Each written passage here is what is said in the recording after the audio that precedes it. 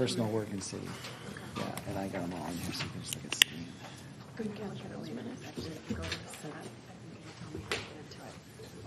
We got you.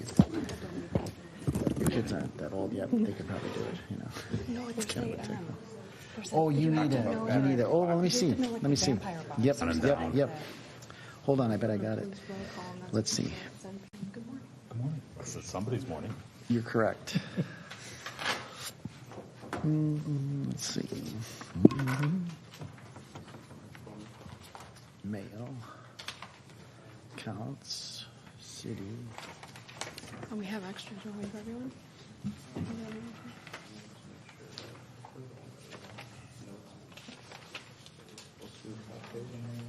Yeah, there's server and domain. Those are the two things you need. Is it right underneath? No, that's just.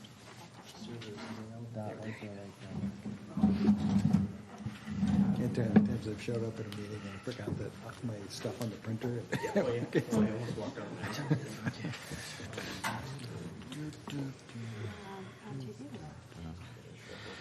Well, it's on the internet.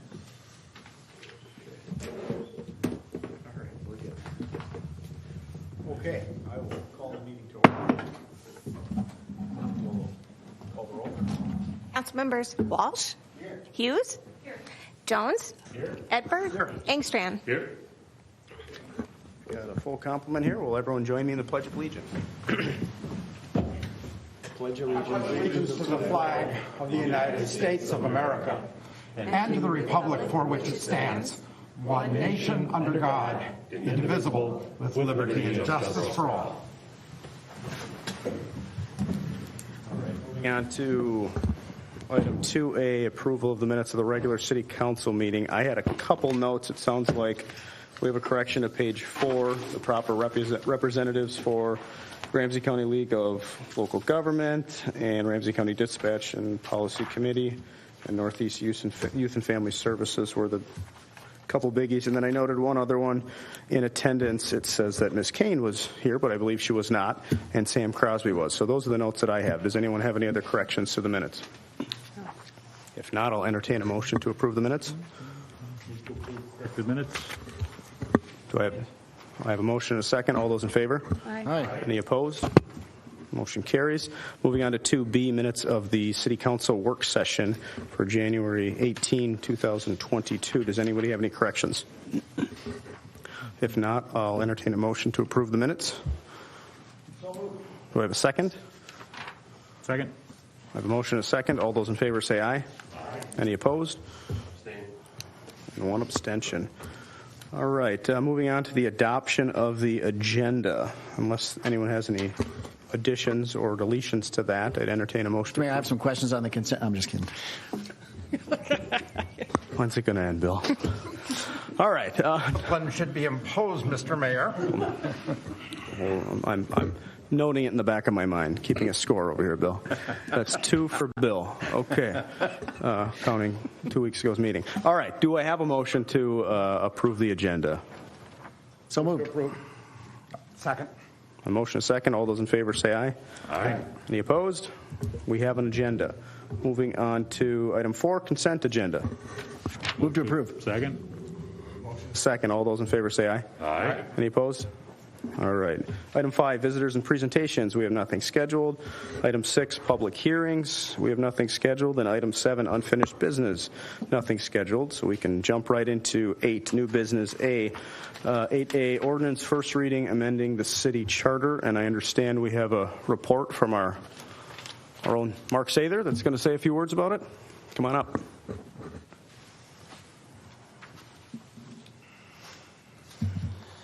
Mr. Mayor, members of the council, I'm Mark Sather, and I'm here this evening in the capacity as Secretary of the Charter Commission.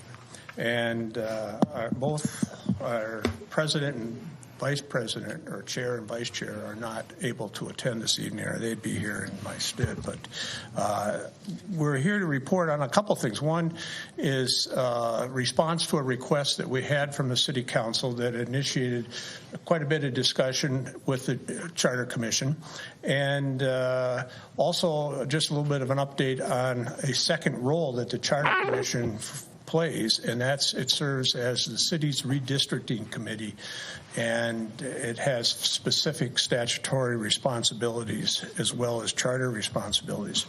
But first, a little bit of background for Mayor and the council.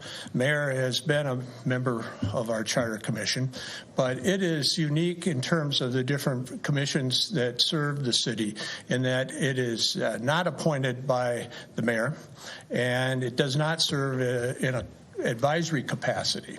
But in fact, its members are appointed by the chief judge at district court for specific terms, and there's other standards that have to be met in terms of attendance, et cetera, that are set forth both in our charter as well as the commission's bylaws. The first charter commission actually began meeting, I believe, in about 1920, and that resulted in the adoption of our first version of the Home Rule Charter, and it's been amended several times since then. But of the 857 cities in the state, there's probably about 160, that's a little bit on the low side, I'm just estimating, of those cities function with the Home Rule Charter.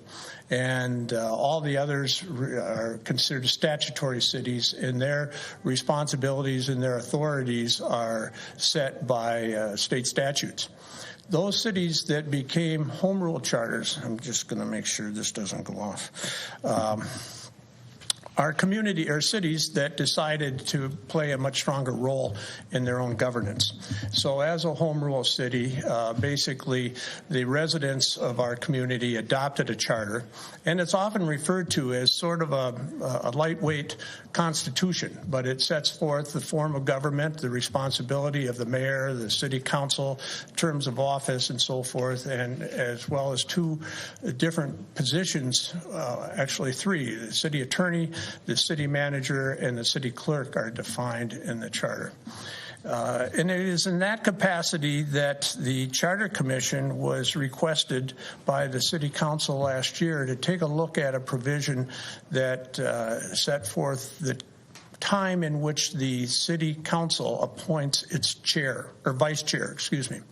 And it was recommended that rather than the current provision that calls for electing the council's chairman, I shouldn't say, I was thinking vice mayor, but council chair, at the first meeting in January following the municipal election, be reconsidered and actually have that set for a year thereafter, so that the proposal that was brought to the Charter Commission suggested that the council may be better prepared to perform that function if there had been, for example, a larger turnover in the council during that time, so that they'd become more familiar. The Charter Commission not only discussed that request, but did some research in terms of other home rule cities of comparable size, and found that there is no clear trend. There's that position is called a vice mayor in some places, an assistant mayor in others, and then there's a few that call for a council chair. And yet when and how they're appointed, sometimes the charter is pretty much silent. It just says the city council shall appoint a person in that capacity, and it doesn't even set a term. And so we thought there's not a lot of guidance in that direction. And then it was at that point that the commission started to develop a consensus that kind of goes along with that old adage that if it ain't broke, don't fix it. And they just said this has been going on for quite a while. We imagined a few different scenarios, and that would be that if there had been a council that was considered not responsive, excuse me, not responsive to the general public, and they, at a time when there's maybe 2 new council members elected, and they want to have a greater influence on it, there would be an opportunity then for that to begin rather than wait a whole year. Others felt that, that the old theory behind bureaucracy is that things shouldn't happen that fast. Maybe if people are upset, they're out of time to take a deep breath. But after all of that discussion, it was the decision to recommend no change in that. Other than during that, we found, during that debate and review of our charter, we found, again, a few pesky errors. And that, for instance, it wasn't that long ago, the city council used to have elections every year. And council members and the mayor were elected for 3-year terms. So 1 year there would be 2 council members up. Next year, 2 council members, and the following year, the mayor and the remaining council member. And so we were having elections annually, and at that point they were actually even held in March. And the argument that a lot of that was left over, I think, from the old township days when township elections were still done during that time. And there was a strong argument that was made by some council members that that was a better time because it allowed the election of the city council to be held at a time when there was more focus on that, and it didn't get lost way down the ballot. So during a time when perhaps there's a presidential election, statewide election, and so forth, that the council gets way down there. So when local issues are discussed, they're not taken as important. There were others that argued that that was sort of the ultimate incumbent advantage because it was extremely difficult to go out and in Minnesota, think about going out and door knocking on a night like this, or even some council members said it's really even hard to pound in re-rod to put your campaign signs out in frozen ground. So that went around for a while, and then suddenly there was a shift on the council, and they said, let's do a change. They sent it to the Charter Commission. Charter Commission thought it was a good idea, brought it forward in that change. However, it took a long time to go from we had to extend. The law does not provide for shortening someone who was elected their term, so we had to extend some of the terms to kind of get into that 2-year cycle, and that was done. And yet, in doing that, everybody thought they had the I's dotted and T's crossed, but we overlooked some references to the annual election. So, then there were some attempts to correct those, and then others just said, well, we're not going to bother reprinting a new charter just to correct some of those things. So when we were at this, we said, let's get them done. And there was also a big attempt at one time to remove any gender-specific terms out of the charter. So we got rid of a lot of he's. Council member, he shall. The mayor, he shall. The city manager, he shall, and so forth. Those were all pretty much out, but a couple of our members identified another term in there that was called foreman, and it comes under the definition or the responsibilities for appointing the official newspaper.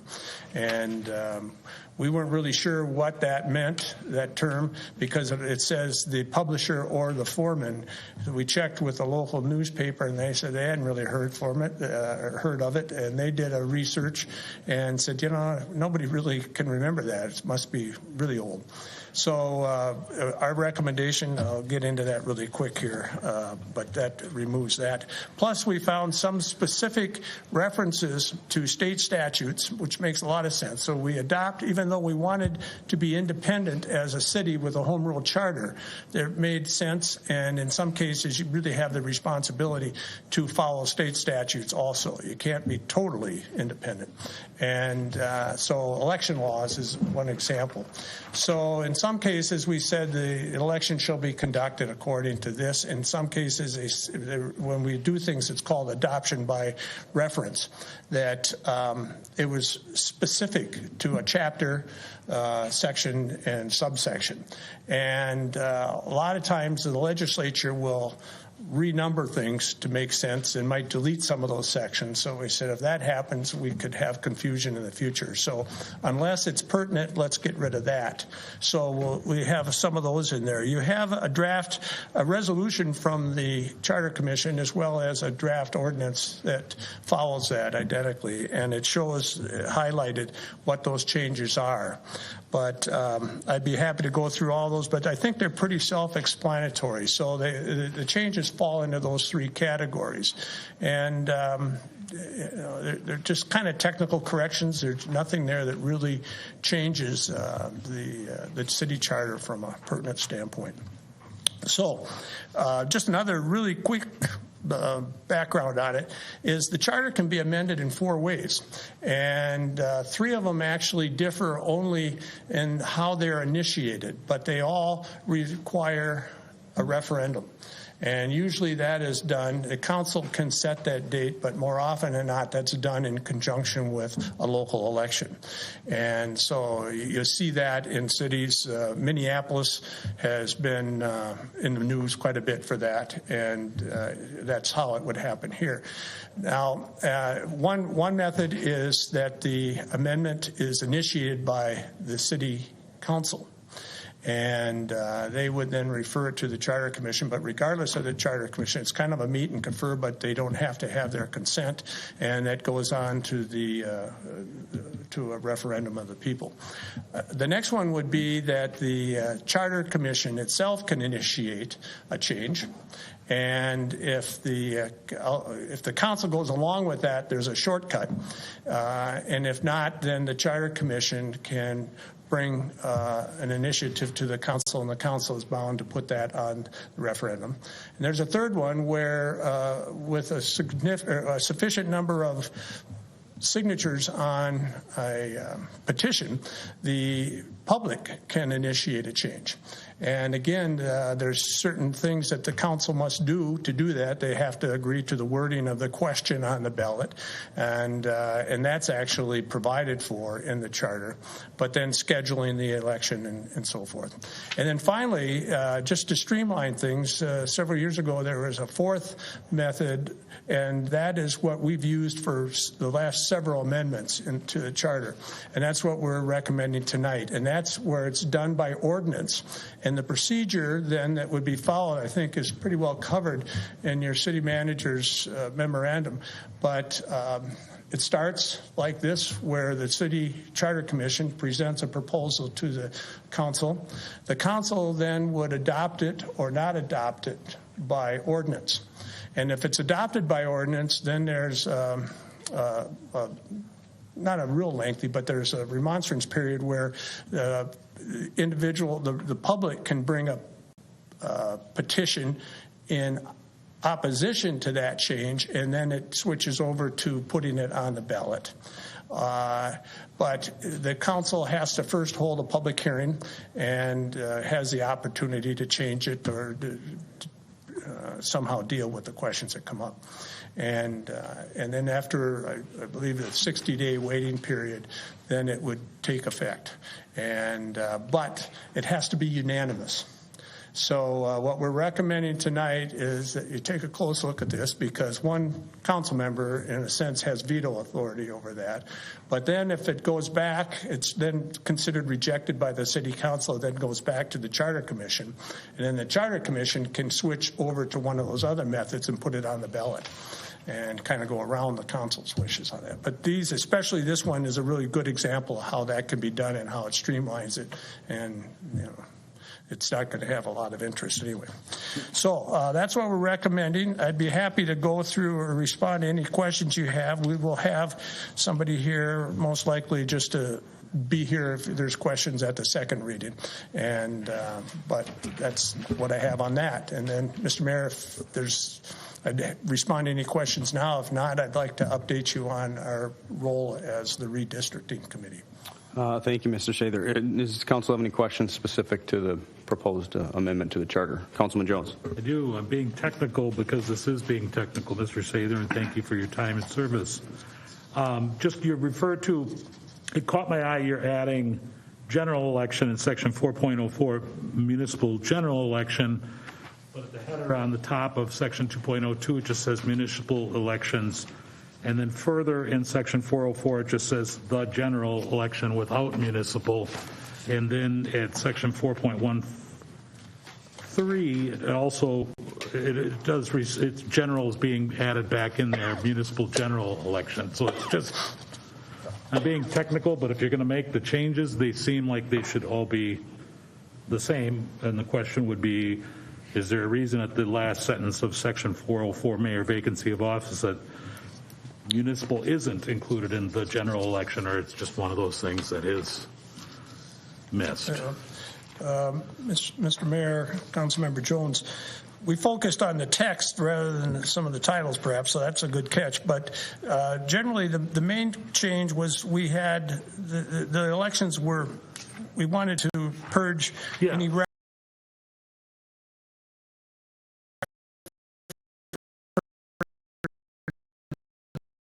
term that's used under, you'll see actually on the section 202, where it refers to chapter 205. Now, we used to be more specific because we had 205.07, and that actually has changed since that was originally in there. So by putting it in chapter 205, that is still that section of the statute that deals with municipal or local elections. But they are called general elections, and the distinction there is there could be a primary election. Right. There could be a special election set up by the council. And so when we're saying following the municipal election, well, what does that mean? It could have been any of the three above. So we put the general election, which is defined in the statutes. So it just seems the term municipal almost seems redundant to me. And I don't, but if it goes back through the whole thing and we got to go through this, it's technical, Well, I know. No. I mean, you have a general election in 2022, but not a municipal election in 22, and we have a meeting in January 23. Right? Does the city charter that recognize follows. anybody else's? I don't care. I really don't. It just seems odd that it's not in one place and it is in another. That's all. It sounds like our city attorney can shed some light on that. Please do. Well, thank you, Mr. Mayor and Council. Just quickly, just a brief comment. I think, yes, good catch, and I would recommend using municipal general election consistently throughout, because as the speaker indicated in Chapter 205, that is how it's referred to. Right. So that's it. Thank you. Sorry to make it longer. Any other questions for Mr. Sather on this? Councilman Edward. Thank you, Mr. Mayor. Mr. Sather, I know that you have now taken one of your charges off the table in terms of consideration of other changes. Is there any other agenda items that remain active in the Charter Commission in terms of other forthcoming future amendments to the Charter? I don't need a description, I'm just curious.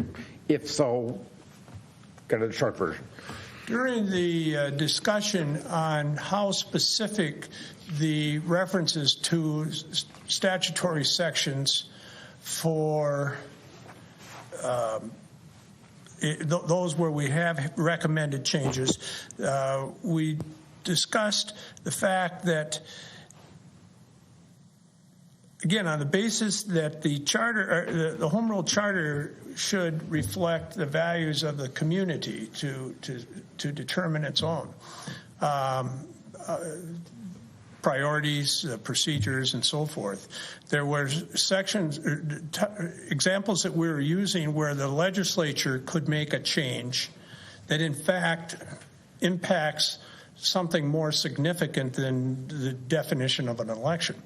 And one was financing. So we did look at chapter, I'd have to go back. There's a section that talks about certificates of indebtedness, and it does specifically point to a statutory section down to, subdivision, whatever. And somebody says, we change that. And then as we looked at it, we thought, well, no, because that's pretty specific right now. And if they change that, but there's some thought that when the charter was first adopted, for instance, for issuing bonds that there's about 7 different authorities under which the council can issue bonds. So when you're issuing utility bonds, you're actually pledging the revenues of the water utility or the sewer. Special assessment bonds are, that's if there's a project where you're assessing at least 20%, then you don't have to, deal with anything separately. But on building bonds, so the council either has or is in the process of issuing bonds right now, and it's under a section of the statutes that didn't exist at the time the charter was adopted, and didn't exist up until that long ago. I'd have to go back and look. But for instance, when this building was built, the city council issued general obligation municipal building bonds, and it had to have a referendum for it, much like the school district had to have a referendum to issue all the building bonds. So there was some discussion, should we take a look at that? Have there been changes in our adoption by reference that really have, the term inadvertent isn't correct, but did we acknowledge that as a community? Is that a good idea or not? Because at one time, to issue those bonds, you had to have a referendum. And then, as I say, there's so many different things. When we issued first built the sports center, the city used, there were like 2 cities in the metropolitan area other than Minneapolis and St. Paul that could issue bonds as port authorities, and we were one of them. So we issued port authority bonds, and I don't have enough time tonight to explain how all that is and where's the port kind of thing, as people said. But there was a lot of issues at that point, and the council felt that there was a way of, in a sense, getting the public's involvement in that, but also being able to expedite the purchase of that building, because it was here's an opportunity to get it at a good price and so forth. And they went ahead, and but there they were pledging revenues from other municipalities as well as revenue from the sports center itself, where if you build a city hall, you really aren't doing that, for instance. So that was discussed at our last meeting only when we were looking at that one section pertaining to certificates of indebtedness. And there is no initiative at this point, but going back to your question, that's the only other thing that's been discussed in terms of amendments. Thank you. Thank you, Mr. Sather. Why don't we move on to a brief report on redistricting? Yeah, I'll try to move this quicker. But Chapter 3 of the Charter establishes specific responsibility for redistricting, or in other words, modifying ward boundaries. It assigns that to the Charter Commission. And feel free to read that. It's pretty self-explanatory, but basically we have 5 wards. And if you take the revised population estimate of just short of 25,000, it comes to 4,981 persons per ward would divide it equally among the 5 wards, which is what the charter calls for, as well as state statutes. And if we go back and take a look at the current population of the ward boundaries as they are, it varies from let's see if I can look at this real quick. One extreme is it has 122 persons more than the average, and one has 115 less, but plus or minus less than 2.5% per ward. So the question then came up to the commission. It's defined both in the city charter, which says as equally as possible, as nearly as possible, and the state statute says as close as practicable. And we're asked for the services of the city attorney to help us define that, because we haven't been able to find it defined in the statutes yet. And we've worked with the Secretary of States and the League of Cities, and nobody's really quite aware of that. So we've had opinions from some people outside of our charter commission and outside of the city that said, I think you have some discretion on that. And from a practical standpoint, point, we talked about these population estimates were done effective April 1st, almost 2 years ago. And since then, the council has approved, and we've had new housing developments with as many as 100 and some units constructed, which could, like in Ward 5, 2 major apartment buildings have been added that may not, well, one probably wasn't counted at all, and one was maybe only partially. The Waters was probably only partially counted at that time as it was filling up. So it's a snapshot in time that as of April, this is it. But these figures are already probably off a little bit. So we said, how much time do you spend moving boundaries around and perhaps adding to the workload of a variety of people? Because there's procedures in there where you have to notify people if they've been moved to different wards. You have to go around and work with them, perhaps even finding a different polling place. And so there's a certain advantage of, if you can keep it, the minimum change in it might be the best. And so the Charter Commission really hasn't gotten in real deep in that kind of policy decision yet, other than we're just gathering information. Now, the problem is the city cannot, and the Charter Commission on behalf of the city cannot really get going on its work seriously until the congressional and the state legislative districts are set. And they're both before a 5-judge panel right now because the legislature couldn't agree on it. And that's the way it's been for the last several decades. And so now that they have to have their work done by February 15th. And then that would be brought out so we could look and see how that impacts the city. An example is before this last decade, the city was basically in one senatorial district. And so we had only one Senate seat that we had, and then it was divided among 2 legislative seats. Then they basically cut the city in half, so everything, give or take a few blocks in certain areas. South of Cedar is in one Senate district, north of Cedar is in another. And there's 5 proposals that are currently under consideration by this panel of judges. And so we're waiting to see. Now, here's the problem. Once that's done, we would normally have 60 days from that time, which is pretty comfortable. Except so if it's done by December or by February 15th, we'd have it until like April 15th to get it done. And but there's another provision that says it has to be done 19 weeks before the state primary election. And I'm not sure, I'd have to go back and see if that was written before they changed the primary election dates or what. But so now that means we've got to have it done by March 29th. So we're really looking at 45 days. And even if the Charter Commission had done most of its work, but then, depending on where the lines are drawn, has to modify it, we could probably come to you with a tentative plan relatively quick. Actually, we come to the city clerk with that plan, and then there's some procedures how that goes through. But then the council, once we agree on a plan, there has to be a public hearing held by the Charter Commission or the Redistricting Commission, and to which the mayor and the council are invited. And so you can see how this is much different than your other boards and commissions. And there's even some stuff that's almost humorous in terms of the responsibility that it puts on the charter or the city council to act once the commission has come up with its recommendations. And failure to do it under the charter says it takes effect even without the council.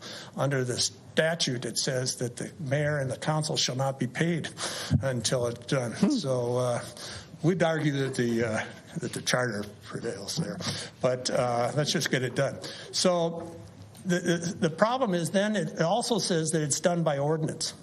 And typically it takes 30 days to get an ordinance through the city if it follows its normal procedure, sometimes even longer.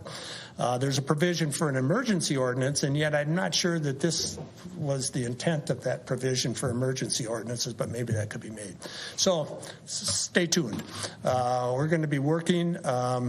And we're going to try to step up our schedule so that as soon as we get in 2 weeks, 2.5 weeks, when that state report comes out, if that's timely, then we can get going pretty quick. But it might take another opinion from the city attorney, for instance, and a determination from the council is, would it be an appropriate use of the emergency ordinance provision, or another way, and we haven't really studied this completely, but could approval of the plan even before the charter is done or the ordinance is affected, would that be enough? Because there's another provision that says that the ordinance takes effect almost the day before the next primary election, which puts it in a whole other thing. So it's complicated.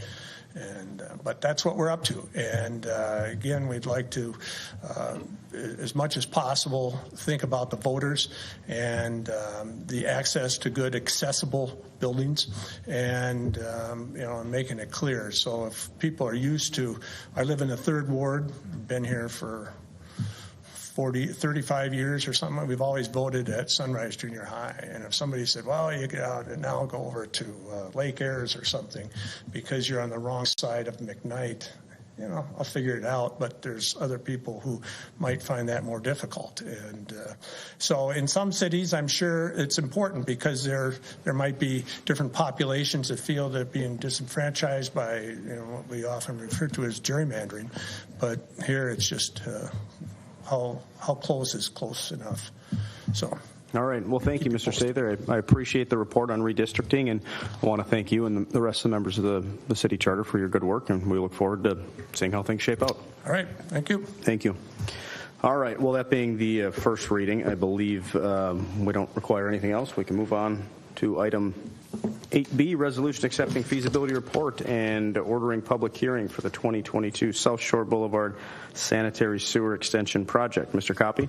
Thank you, Mayor, members of the council. So tonight we have before you a unique opportunity to extend sanitary sewer to an area that currently does not have. If you look at the graphic up on the screen, the large red arrow points to one of the areas that was identified in the city's last comprehensive plan. Currently, we have about 20 parcels within the city of White Bear Lake that do not have municipal sanitary sewer. This being the largest remaining with 13 lots. Again, kind of taking out half of what we have left of private septic systems. We already have 2 or 3 that are failing in that area. That we've allowed to remain on, knowing this project is coming along, so that we can get those homes hooked up to that sanitary sewer. So this is the specific area. Uniquely enough, we are doing this in a joint project with Ramsey County and White Bear Township as part of the Lake Links Trail along South Shore Boulevard from White Bear Avenue to East County line. So those are the 13 parcels that are currently not on municipal sanitary sewer in that area. Going on, so we need to extend about 750 feet of sanitary sewer main. We would extend services to each of those 13 parcels with an approximate cost of little over $166,000. So tonight, what we would present before the council is a feasibility study that was done that shows that this project is cost-effective, necessary, and feasible to extend sanitary sewer to these parcels. We're having an independent appraiser look at the parcels and the benefit that it provides to justify the final assessments to those properties. So we will look at how those actual assessments are spread out once we get that report back, and look at what we can justifiably assess those parcels. So tonight, we would ask that council accept the feasibility study and order a public hearing, which is the next step in the Chapter 429 process, where it allows the affected parcels to voice their opinion on the project and any concerns they might have. So with that in front of you, we would recommend adoption of the attached resolution. Thank you, Mr. Copy. Council, any questions? If not, I do, I'm sorry. Oh, Mr. I'm Mayor. sorry, I didn't see you. No, I was very high on it. Thank you, Mr. Mayor. Mr. Cowley, is it my understanding that water is also not provided to these residents? That they would get theirs from township? So the water is, good question. We've covered this under previous discussion on this topic. Water has traditionally to these homes been provided by the township. What we propose under this project is we are actually going to install just a short little interconnect and take that segment over, and those residents would now be provided water from the city of White Bear Lake. Thank you. Are there any other questions? Move approval. Second. Motion is second. Any further discussion? If not, all those in favor say aye. Aye. Any opposed? Motion carries. Resolution is passed. Moving on to B, item 8C, resolution authorizing a contract with LISC CDI for the County Road E corridor revitalization study. Ms. Kane, is this you or who's taking this? It is indeed. I'll vamp a little bit so you can get your slides pulled up. Go ahead. Thank you, Mayor, members of the council. The County Road E corridor has long been on the priority list of the city council and city staff over the years, as it's gone through a variety of ebbs and flows, and it's a unique corridor in the city of White Bear Lake that it's highlighted mostly by residential with small commercial nodes at White Bear Avenue, the fire station at McKnight and Bel Air, as I think most of the community is aware of the dated designs of those former gas station facilities that no longer meet current market demand. And so I went back through some of our planning efforts. I saw lots of outreach efforts, and meetings were held with stakeholders back in 2016. At that same time, the city was provided the opportunity to acquire the northeast corner of E and Bel Air, which was put the city at a spot at the table for the future redevelopment of those four corners. And let's see, as well as extended the downtown or the revolving loan and grant program that had been established for approximately 25 years in the downtown area. A new program was established in 2017 to focus public financing options to encourage a private investment within the County Road E corridor. Councilmember Edberg did ask in advance of tonight's meeting to understand this scope of the revolving loan and grant program that has been established for County Road E. There have been 3 projects to date that have leveraged this program. I believe it was a marketing facility, a conversion of the former Sunrise insurance building that's on the top photograph here into general office, as well as the middle photo here that some of you may not recognize as the former Pfeffer property, which will soon be Bean & Co., coffee shop, ice cream, and creperie. I think we've accomplished at least 2 of the most frequently cited desires of the neighbors in that neighborhood, and the crepes are just icing on the cake. In addition, Councilmember Edberg also wanted to know and noted that in the application that was completed for the grant program that I'll be getting to for this request, we had projected, staff analyzed or projected that the value of the Barnum was approximately $30 million. Previously, it was for 5 residential lots with 4 homes on it. Had a market value of $850,000 before the 192-unit apartment building was constructed by Schaefer Richardson, and happy to report to the council tonight that it's actually increased in market value to $41 million. That was without any public assistance. Those are market rate apartments. I think you've all read in the local media about the housing crisis, how strong the market rate rental product is, and I think this kind of demonstrates that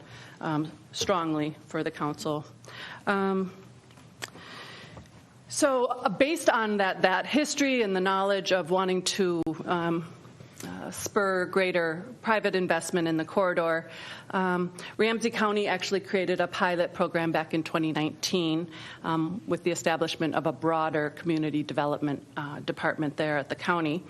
And it was the goal of the program was to revive important corridors that were located throughout Ramsey County. Eligible uses would include planning efforts, land use analysis, small area or area-wide initiatives, feasibility studies, and infrastructure planning and conceptual designs, potentially for some opportunity sites. To be eligible, corridors either had to be multi-jurisdictional, and as you can see in this map, there are 3 primary municipalities that County Road E really serves as a vital corridor through: Vadnais Heights, Gem Lake, and the city of White Bear Lake. It had to include low-income census tracts. At the time it did, but following some American Community Survey in 2019, we no longer have, in the city of White Bear Lake, low-income census tracts along this corridor. And again, the corridor needed to be located along existing or planned transit routes. And so you'll see in the narrative that there was a lot of reference to Rush Line and the desire to strengthen that east-west service along the County Road E corridor. In light of this pilot program, city staff reached out to staff at Vadnais Heights and to explore a joint application back in 2019. It seems like eons ago. And in January of 2020, pre-pandemic, city was awarded a 50% match of $25,000, and with White Bear Lake and Vadnais Heights splitting the remaining $25,000 at a $16,000 rate for White Bear Lake and $9,000 for Vadnais Heights. And that really reflects kind of the land area in the study area allocated or represented by each municipality. There is one other municipality, as the council is well aware, Gem Lake. We met with their previous mayor, who's no longer in office, and he indicated support for the project, but wasn't sure about the financial contribution due to the fact that Gem Lake had recently done a pretty comprehensive land use analysis of their 3 corners that surround Highway 61 and County Road E intersection. And I do have a map of that at the end, but I can also touch on there is a provision or an add-on in the contract should Gem Lake want to take on a little bit more detailed analysis of their opportunity sites, that they could pay a separate fee above and beyond, so that their contribution would be $6,000 if they wanted to focus on something that is beyond the scope of the actual proposal that is being presented this evening. So in light of being awarded matching grant funds, we did secure a proposal from Local Initiative Corporation of Twin Cities, who has deep, extensive experience in leading communities through similar efforts focused on their corridor development initiative. In fact, they did one for the city of Fridley years ago, and I was able to sit on the technical committee and talk about how White Bear Lake was able to achieve the nice corridor improvements along Highway 61. So it's kind of a give and take and sharing of knowledge and experience, and how cities were successful in projects that other communities might want to learn from that same experience. Again, the scope is just to understand what the private market really, drives it for the financial land use design considerations, how to leverage some of the community goals and visions for this corridor, through both public and private shared investment, and then an attempt to build consensus to guide future developments on these opportunity sites, build upon a little bit more detail than what was done for the 2040 comprehensive plan, where some of these opportunity sites were identified along this corridor. The proposal is really to create 2 advisory teams, one comprised of elected officials, staff, policymakers, some key stakeholders in the communities from the schools, perhaps park district representatives, to help identify the goals and objectives, outreach with community outreach to special groups that sometimes may be underrepresented in such planning efforts, and then reach agreement on final recommendations for the council's consideration. There would also be a citizens advisory group. This was very important in the Ramsey County application process to make sure that underrepresented groups were given an opportunity to be at the table. And as we do, as I mentioned, we did have a low-income housing census tract in this location. We have many schools. We've got a high proportion free and reduced lunch elementary school in this corridor. We also have transitional housing for those formerly without homes in this corridor. So I think there's a lot of opportunities, there's lots of places of worship in this corridor to do some creative outreach to really make sure the voices of our community are heard. And finally, just the timeline for this project will be completed, hopefully. We would really like to see it completed this year. And the proposal has a number of outreach sessions, hopefully that we can continue to conduct in-person meetings. That was one reason why it was kind of placed on hold during the pandemic, is that face-to-face in-person meetings are really critical to the success of these projects. And you can see the timeline here with tasks assigned to first and second quarter for recruitment of folks and residents wanting to serve on those two guiding committees, some workshop sessions on the Corridor Development Initiative, and finally a final report back to this council at the end of the year. Another couple key points I want to point out, as again, Councilmember Edberg noted, that Ramsey County terminates at Century Avenue, which is part of our eastern boundary, but there are two large tracts or neighborhoods, both the Wildwood Shopping Center and a residential neighborhood to the north, that are actually located in the city of White Bear Lake, but situated in Washington County. So while the map and the graphic that I just showed previously of the corridor area did not include these two areas, there would be intentional outreach to businesses and residents in these areas east of Century Avenue to ensure that full representation of our community would be given opportunity to sit on any of those recommending steering committees. And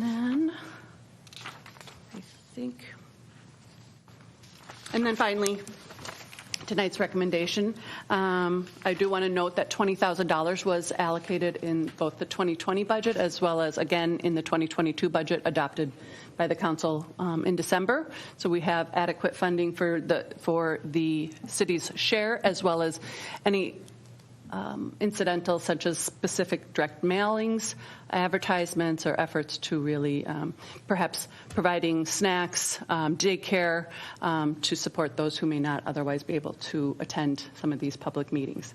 And with that, staff is asking for the council to adopt the resolution accepting the funds from Ramsey County and authorizing the city manager to enter into relevant contracts, including the Ramsey County grant agreement and the project contract with LISC of the Twin Cities in an amount not to exceed $50,000. Then there would be sub-agreements with Vadnais Heights to ensure their share and proportion of contributing their share of that $50,000. Thank you, Ms. Kane. Council, any questions or discussion? Councilmember Edberg. Thank you, Mr. Mayor, and I want to compliment staff. I did ask a series of questions. Pretty much all have been addressed. Thank you very much. Appreciate that. Tracy. I have Tracy Schimmick, our Housing and Economic Development Coordinator, to thank for that. Well, thank you very much, City Manager. Thank you for ensuring. The one item that I do want to address, one of my priorities is the corners of Ian Bel Air. I'm curious if there is a particular portion of this work that will equip us with particular pieces of information or particular processes that will inform efforts in 2022, moving into 2023, for options and development on that corner. Could you speak to that, please? Yes. Thank you, Mayor. Councilmember Edberg. Great question, and I'm sorry I didn't focus on that. But one of the outline of the proposal does include a workshop specifically focused on the four corners at E and Bel Air. And that's a workshop session exploring redevelopment scenarios using a block exercise. And so as the council and the community may know, we debate this building height, density, what the community perceives as a desirable land use versus what the market perceives as a financially feasible project, or what the bank industry will support. And so this is one of the specialties of LISC and their corridor development initiative, is to have stakeholders in the community kind of sit in the role of a council and make some of the decisions, like, oh, so you don't want a 3-story building there? Okay, you want just 2 stories? Well, then you're going to have to put some TIF in, or this is the development that may happen or may not happen. So very specifically, that has been a driving force in our conversations. Both Vadnais Heights has their own opportunity site at the northeast quadrant of 35E, and County Road E is really where they want to focus some of their energies. And then this intersection has been probably, just given the long history and the vacant sites and the condition of those properties, as well as the city being 1/4 owner of them, the top priority and focus of where we wanted to put our energies. And theoretically, we could all adjourn, go have coffee, ice cream, and/or crepes after that. Absolutely. Fine. Thank you. Anything else, council? If not, I would entertain a motion to move the resolution. I have a motion and a second. Any further discussion? If not, all those in favor say aye. Aye. Any opposed? Motion carries. The resolution passes. Moving on to agenda item 8D, resolution establishing the city's 2020 legislative priorities. Ms. Crawford. Thank you, Mayor. The City Council held a work session on January 18th discussing the 2021 legislative priority agenda and narrowed that down by consensus instead of 8 priorities to 3. Not necessarily stating that the other 5 are not important, but that these 3 would take top priority for 2022. With those 3, one was adjusted to identify 50% of funding needed to proceed with the public safety building project rather than 35% from the legislature. So I wanted to, although you haven't formally adopted them, staff has moved forward with a 50% request to the legislature. We've heard back from a couple legislators on that, and I do believe that a bill is in queue for that. So tonight we have a resolution in front of you for to adopt your 2022 legislative priorities with the top 3 in no particular order. Increase the deputy register filing fees that reimburse offices for costs to provide customer service. Identify 50% of funding needed to proceed with the public safety building project. And seek legislative relief for cities impacted by district court's order for residential watering ban. And with that, I'll stand for questions. Any questions for Ms. Crawford? I will just add that, and I want to compliment the council. I thought we had a good discussion last week, and I think it's ultimately a good thing to whittle down the list a little bit to 3 key priorities for us, and I like the direction that we're headed. And with that, if anyone has anything else to add, or unless anyone else has anything, Councilman Walsh. Thank you, Mr. Mayor. I agree. I mean, I'm really happy with the focus, because there's a lot going on there. So if we can focus our request, I think it helps. And I'm really glad we're doing a legislative agenda. I think we ought to communicate more. And I'll move passage of the resolution you want a resolution, right? What do you have? A resolution. Yep. And just say, when you need us, let us know. I mean, I think Councilmember Hughes brought up at the work session, involve us in, if we got to testify, if we should make personal calls to legislators, let us know how we can help, because I think that'll be effective. Thank you. So I'll move approval of the resolution. I have a motion. Do I have a second? Second. Motion and a second. Any further discussion? If not, all those in favor say aye. Aye. Any opposed? Aye. And motion carries. Resolution is adopted. We have item 9, nothing scheduled under that, and item 10, communication from the city manager. Ms. Crawford. Thank you, Mayor. In front of you, I did pass out a city meeting dates for 2022. On the back side of that, our tentative work session schedule. I had noted that I would send this out to the city council after the previous work session. Figured I would bring it here instead. So the items that are in black text are what we have set. The item in red for May is a tentative work session based on, so it's the Housing Task Force recommendations, land use application process, and HRA. It would be nice to have that sooner, but I would like to fill a soon-to-be vacant position and have that person on board for those discussions. So I just wanted to let you know this is what we're looking at, the dates that are vacant. I don't have anything scheduled at this point. So seeking any feedback you have. Obviously, things can change, so if we have nothing scheduled right now, it's safe to assume we won't have a work session, but things may come up as we go along. So I'm just looking for feedback, nothing to move at this point. And that is all I have.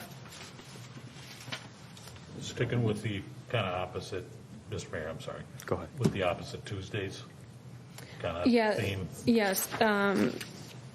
So the meeting dates is what the City Council approved at the first January meeting, and that called out potential work sessions for the third Tuesday of the month. And to my understanding, that was consistent with previous practice. Do we like that previous practice was kind of the question.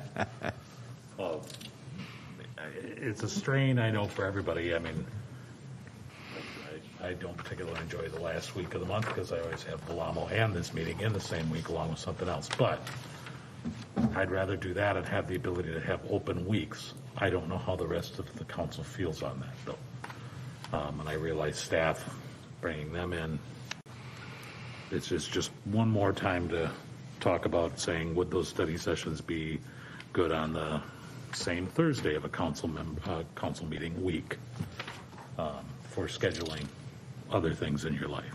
But I'm not hung up on it by any ways. I'm just bringing it up as a point of reference. If there's no further conversation, I'm fine. I'm certainly open to going with what the council wants to do. I kind of like the idea of having a week that is kind of city business so you can plan other personal things around that. So I'm certainly open to a Thursday night work session on the same week corresponding with city council meetings.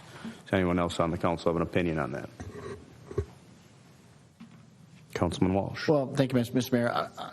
I said I was flexible at the work sessions, and I am, because I don't.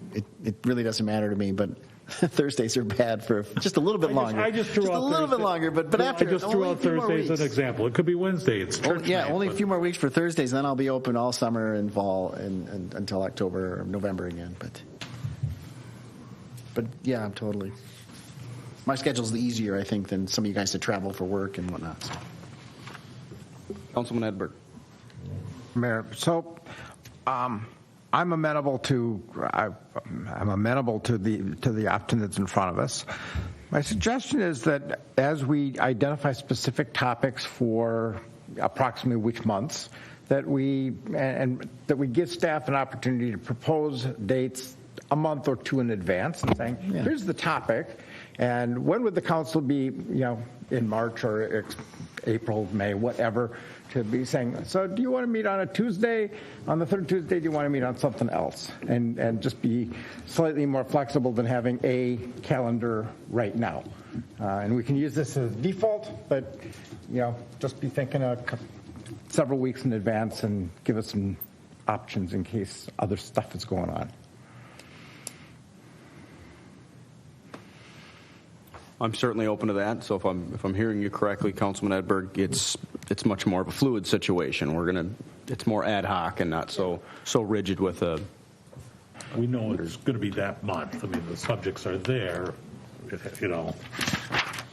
So I want to do two things. I want to affirm the city manager is trying to gather information, inform us, engage us in conversation. We can't do our jobs without that information. Staff can't do their jobs without our feedback. So we got to get ourselves on the same page.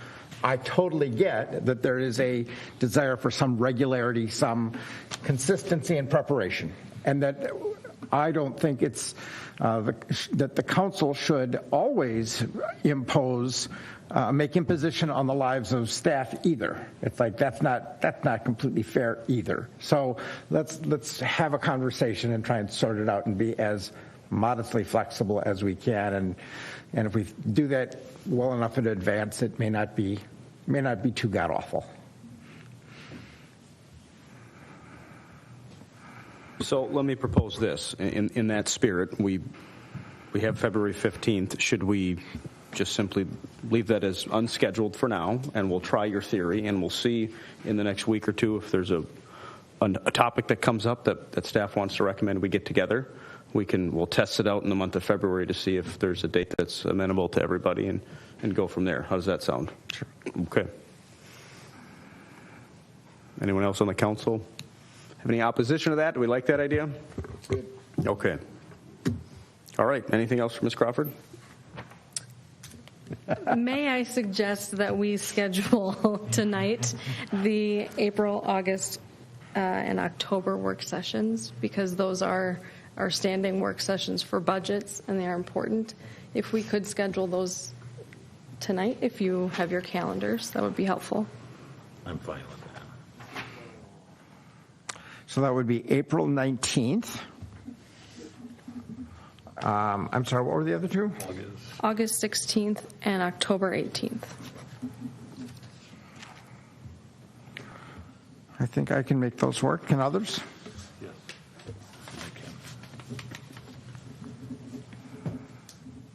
That works for me. April and August, I think, but I don't know about October yet.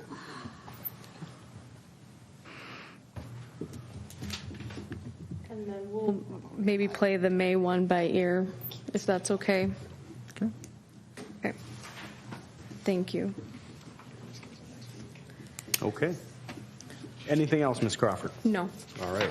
With that, there being nothing else on the agenda, I'll entertain a motion to adjourn. Move to adjourn. All those in favor say aye. Aye. We're adjourned.